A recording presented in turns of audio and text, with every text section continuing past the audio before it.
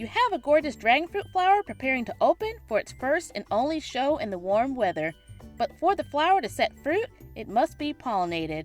In this video, you'll learn about the difference between self-sterile and self-fertile dragon fruit flowers, how to hand-pollinate them, and what to look for when pollination is successful.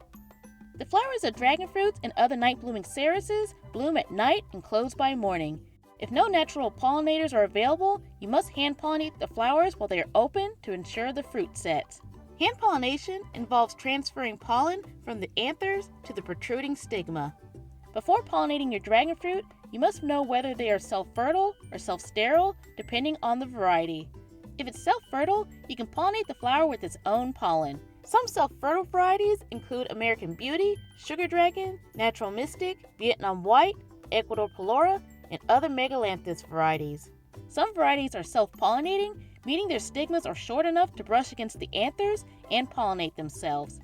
Hand-pollination tends to yield larger fruit. If it's self-sterile, you'll need to cross-pollinate the flower with another variety's pollen for it to set fruit. When I pollinated my first flowers, I had self-sterile varieties such as Edgar's Baby, Zamorano, and Purple Haze. Other self-steriles include Connie Mayer, Physical Graffiti, the Asunta series, and Okapanis. Self-sterile flowers tend to have longer stigmas that are further away from the anthers. Some varieties can't cross-pollinate with each other because they're related or are siblings. Many epiphyllums and Selenicereuses are also self-sterile. If you don't know the plant's fertility, you can do the following. You can request pollen from your local area. You can visit dragon fruit farms or join social media groups to get pollen from nearby growers. You can cross-pollinate the flower with another variety to guarantee fruit. You can pollinate the flower with its own pollen. You'll have to see if the fruit will set within 4 to 7 days. So it's important to know your dragon fruit's fertility before pollinating them.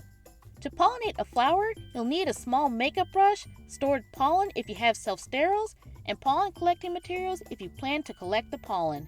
Dragon fruit flowers bloom within 3 weeks after they emerge. You can also tell it's about to bloom when the flower is long, the top is puffy, and the inner petals are visible. The stigma may also appear at the tip. The flower should bloom before, during, or after sunset.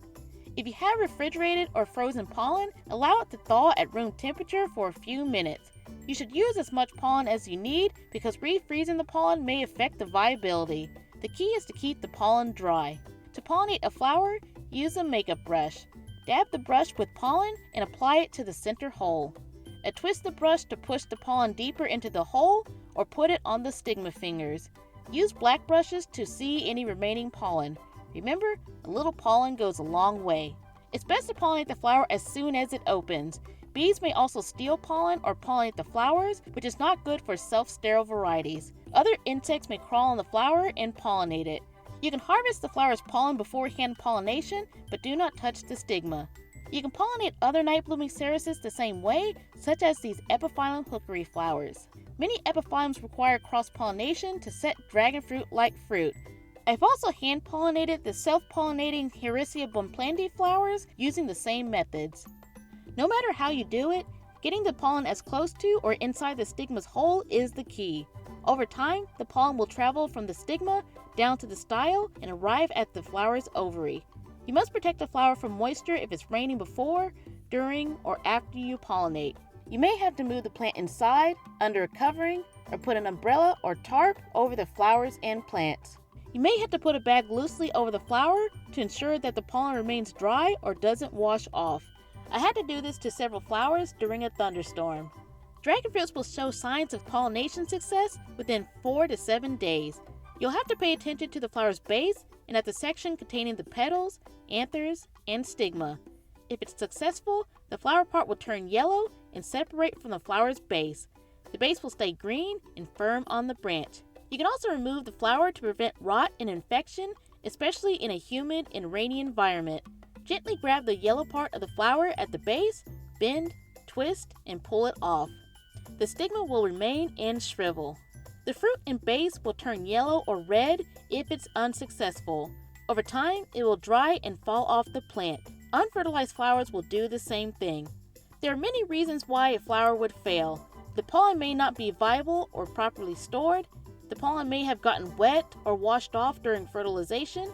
The plant may have produced flowers, but is not strong or old enough to set fruit. If the plant has flowers, some may abort after pollination so it can grow the other fruit.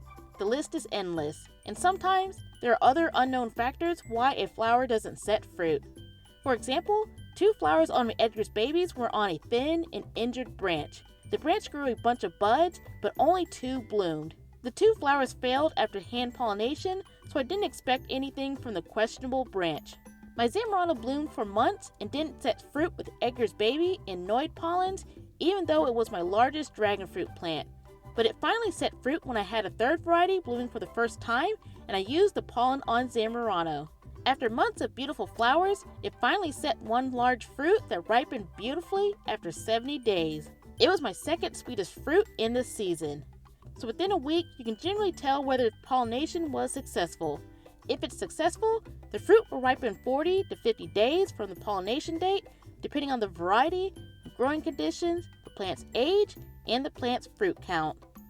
Ensuring that dragon fruit flowers set fruit through hand pollination is a simple yet important process. Understanding the fertility of your plant or variety is crucial to guarantee successful pollination. Once accomplished, you can enjoy your own homegrown dragon fruit after letting it ripen longer on the plant, resulting in flavorful fruit. If you like this video, please give it a thumbs up, and if you want to learn more about how to grow dragon fruits, check out my Growing Dragon Fruits playlist. And don't forget to like and subscribe to my channel and ring the notification bell, and follow my Instagram and Facebook pages for more videos about exotic fruits, growing exotic fruits, gardening, outdoor crafts, and more. Thank you.